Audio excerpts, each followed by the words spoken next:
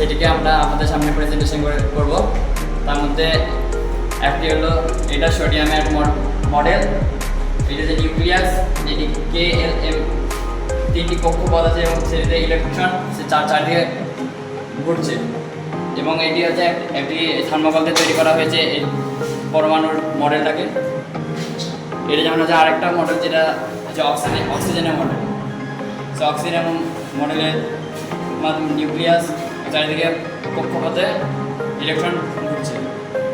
এটা একটা সোডিয়ামের মডেল, যেটি দেখা হয়েছে কি +11 সোডিয়ামের মধ্যে নিউক্লিয়াস এবং চারদিকে ইলেকট্রন কক্ষপথ অনুযায়ী চারদিকে ঘুরছে।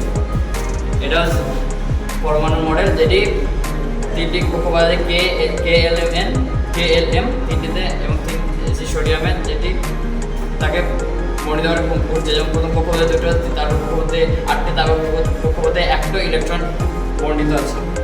এগুলো সবই থার্মোকল কাগজ দিয়ে তৈরি করা হয়েছে। Thank you so much.